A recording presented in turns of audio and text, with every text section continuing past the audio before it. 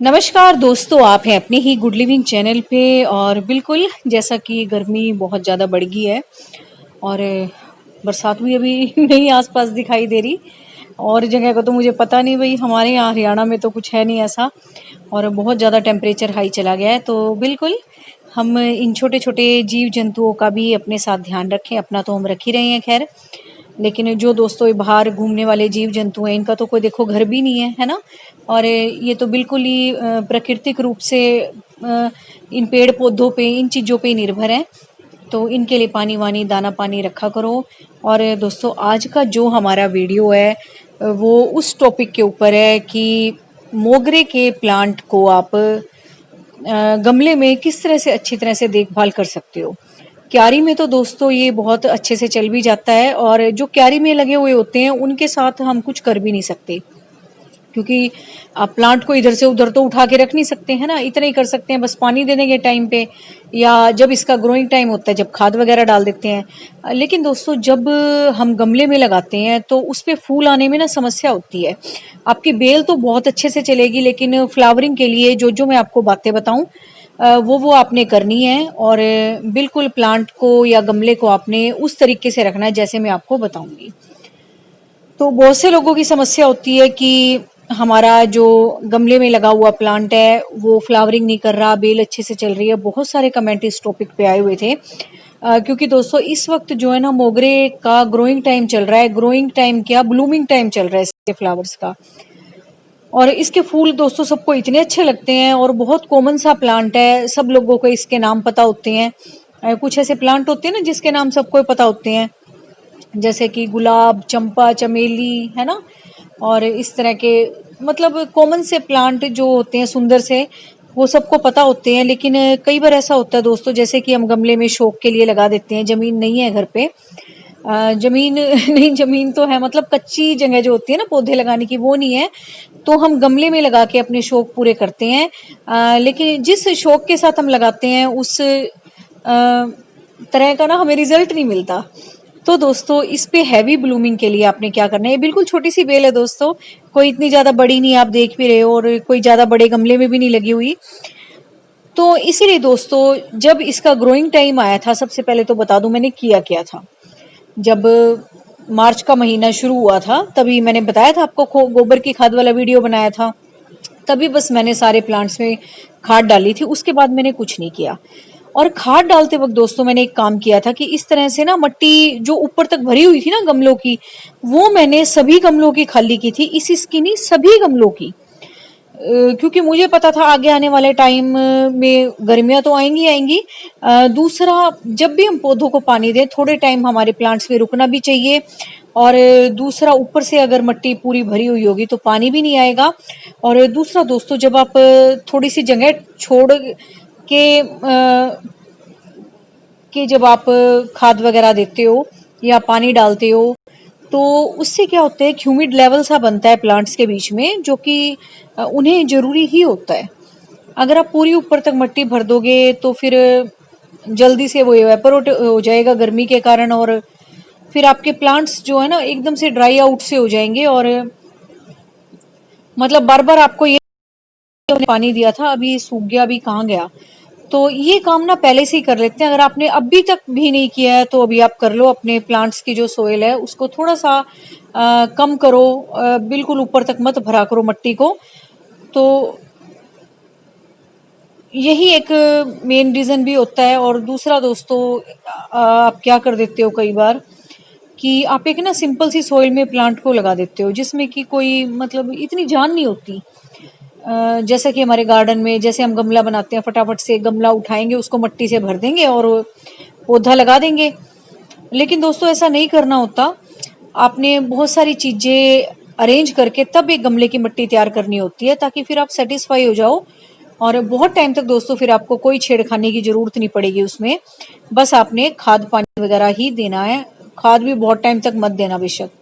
तो इस टॉपिक पे दोस्तों मैंने वीडियो बना रखा है, और मैं ये सारे गमले आपको जान के दिखा रही हूँ ताकि आपको पता लगे कि वाकई में देखो मैंने कितना कितना स्पेस छोड़ा हुआ है ना।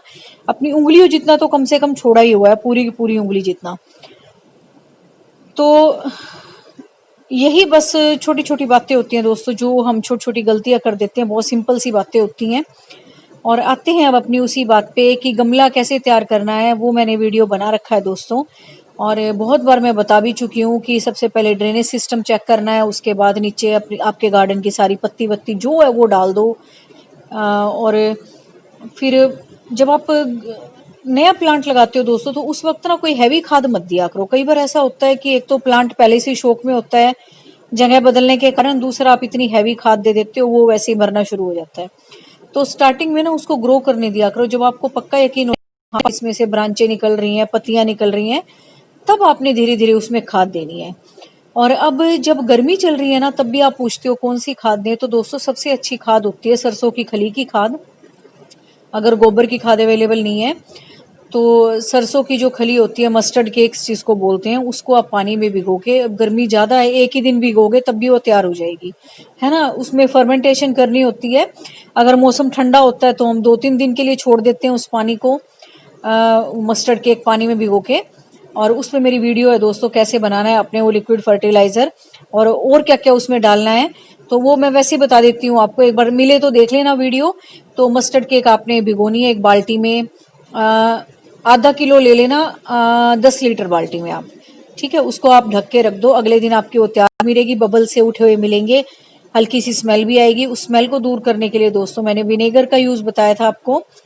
विनेगर मैंने इसलिए बताया था ताकि स्मेल भी ना आए, और दूसरा आपके जो प्लांट्स है जिसकी सोयल में इतनी ज्यादा एसिडिक नहीं है, यही समझ लो, खटास नहीं है, तो वो सोयल की थोड़ी सी खटास को बढ़ा देगा, और दूसरा आपके फूल खिलने में बहुत मदद मिलेगी। तो इस तरह का लिक्विड फर्टिलाइजर भी आप बना के डाल सकते हो। नहीं तो दोस्तों जो घर में हमारी चाय पत्ती बनती है, आप अगर अभी भी नहीं निकलना चाहते बाहर, नहीं कुछ अरेंज करना चाहते, तो डेली जो आपकी चाय पत्ती बनती है, चाहे वो आप ग्रीन टी पीते हो या टी बैग्स वाली चाय पीते हो या सिंपल चाय पीते हो, तो आपने उसको वॉश करके अपने प्लांट्स में डाल देना है। वो भी बहुत अच्छी खाद होती है आपके प्लांट्स के लिए। और इस तरह से जैसे मैं दिखा रही हूँ, आपने अपने गमलों की मिट्टी को कर देना है। अगर ऊपर तक भरे हुए हैं तो थोड़ा उनको खाली खाली कर दो। और बस यही बातें होती हैं दोस्तों, जो मोगरा में फूल खिलने में समस्या आती है, और तो मुझे कुछ नहीं लगता। और दोस्तों मैंने कभी इसमें कोई मिलीबग्स वगैरह का भी कभी नहीं अटैक देखा। मेरे क्यारी में भी लगे हुए हैं और इधर भी लगे हुए हैं। तो आज गमले पे ही बात करेंगे। क्यारी वाला मैंने आपको वीडियो बहुत बार दिखा रखा है, क्यारी में कैसे देखभाल करनी है। और ये गमले में भी देखो दोस्तों, कोई ऐसी कमी नहीं है फूलों की, बिल्कुल छोटी सी बेल है ये, 2-4 ब्रांचेज इसकी निकली हुई है, लेकिन फूलों में कोई कमी नहीं है ना। ऊपर तक देखो फूल खिलते जा रहे हैं इसके। तो बस यही है जो मैं आपको बता रही हूँ। इसी तरीके से आप अपने प्लांट्स को सेव करो। अगर फिर भी आपको किसी चीज का अटैक लगता है इसमें, तो आप वही सोप वाटर स्प्रे कर सकते हो। और दोस्तों बीच बीच में ना एप्सम सॉल्ट तो आप हमेशा मंगा के रखा करो, और मेडिकल स्टोर पे मिल जाता है वो। जब भी आप कोई नया प्लांट लगाते हो या रिपोर्ट करते हो या ट्रांसप्लांट करते हो, या आप कुछ भी करते हो गार्डन में, एक जगह से दूसरी जगह जब आप कुछ भी करते हो पौधों को लगाने के लिए, तो उसमें थोड़ा सा ना आप एप्सम सॉल्ट डाल दिया करो। उससे क्या होता है कि प्लांट्स की जो फोटोसिंथेसिस की प्रोसेस है वो भी बढ़ जाती है।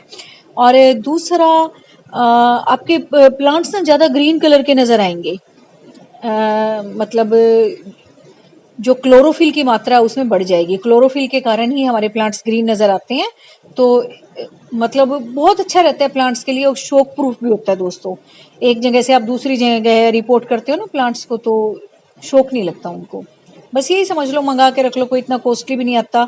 मेरे ख्याल से 70-80 रुपीज का आता है पर केजी, है ना। थोड़ा सा तो हमने यूज करना होता है, कितने दिन रखा रहेगा, है ना। ग्लास के किसी कंटेनर में डाल के रख देना अच्छे से एयर टाइट में। मैं ऐसे ही रखती हूँ जैसे बता रही हूँ। और ये दोस्तों धतूरा का प्लांट है, अपने आप ही उगा हुआ है, शायद बर्ड वगैरह के उससे, लेकिन देखो कितना अच्छा लग रहा है। मैंने इसको हटाया भी नहीं। क्यों नहीं हटाया अब आप पूछोगे तो मैंने इसको इसलिए नहीं हटाया क्योंकि ये नेचुरली और ऑर्गेनिक एक इंसेक्टिसाइड और पेस्टिसाइड का काम करता है। तो ऐसे ऐसे प्लांट्स जब अपने आप से उग जाते हैं, मैं कभी नहीं हटाती हूँ उनको, और वो आपके प्लांट्स को ना नेचुरली इंसेक्ट से या पेस्ट से बचाते हैं।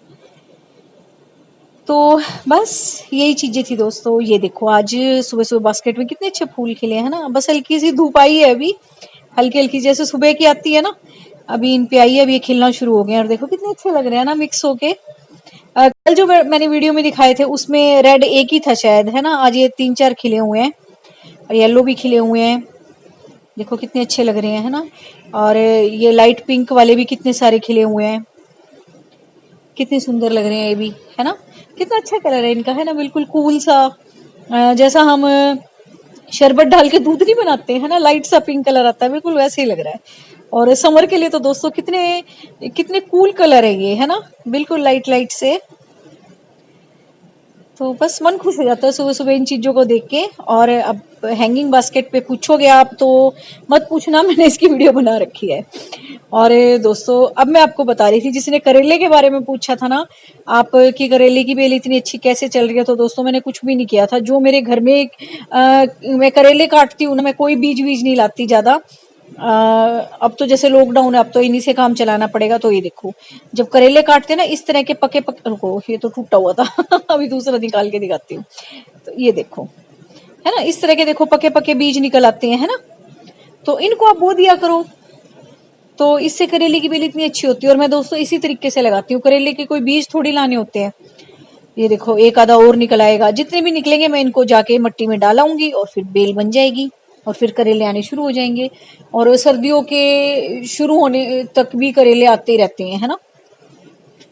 तो ये तरीका है दोस्तों करेले की बेल उगाने का। दिखाऊंगी मैं आपको करेले की बेल, जिसपे मैंने एक बताया था आपको, है ना, कटिंग सी भी करके कि ज्यादा करेले कैसे लेते हैं।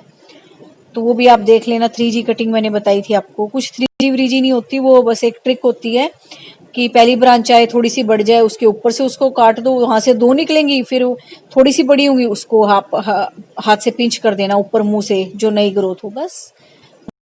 और ये देखो हिबिस्कस के कितने अच्छे चल रहे हैं, है ना। और इसका दोस्तों डब्बा इतना छोटा है जिसमें लगा हुआ है, और ये प्लांट काफी बड़ा हो गया है। तो इसको मुझे रिपोर्ट भी करना है ना, और ज्यादा फैले ये। अब जी बेचारा इस डब्बे में जितना फैल सकता था ना, ये फैल चुका है। मुझे ऐसा लग रहा है कि अब ये खुद भी कह रहा होगा, अरे मुझे अब किसी बड़े गमले में शिफ्ट कर दो। तो बस इसमें इसको दोस्तों मैंने कटिंग से लगाया था, और सारे मेरे हिबिस्कस के कटिंग से ही लगाए हुए हैं, कोई मैं परचेज करके नहीं लाई। तो ऐसे ही अब बरसात का मौसम है, इसलिए मैं आपको दिखा रही हूँ। हिबिस्कस के प्लांट लगाओ, इतने अच्छे लगते हैं इसके पौधे, और बहुत जल्दी से इसकी कटिंग तैयार हो जाती है दोस्तों। बिल्कुल जो बिगिनर भी है ना इसकी होगी। और ये पीछे ये हो गया, क्या नाम है इसका, ओलिएंडर कनेर, है ना, इसकी भी कटिंग बहुत जल्दी तैयार होती है। और ये देखो सारे कटिंग से तैयार हुए प्लांट हैं, वो कितने अच्छे लग रहे हैं। और इन पे हो गया था मिलीबग का अटैक, फिर मैंने वही ट्रीटमेंट किया, और अब देखो साफ सुथरे से लग तो रहे हैं अब, है ना। एक आधा कोई होगा तो होगा। अब मैंने कर तो 3-4 बार दिया था वो, जो मैं आपको बताती रहती हूँ। और बस दोस्तों अब जैसे हल्की हल्की धूप आने लगी है, और वीडियो का एंड करते हैं। उम्मीद है मोगरा के बारे में आपको काफी कुछ जानकारी मिल गई होगी।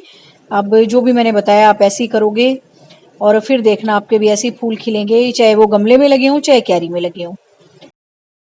तो बस ये मैक्सिकन पेटूनिया के फ्लावर्स हैं, और सुबह सुबह जब खिलते हैं बहुत अच्छे लगते हैं। तो बस दोस्तों इसी तरह से फूल पौधे लगाते रहो। Thank you very much. Take care of you and your plants.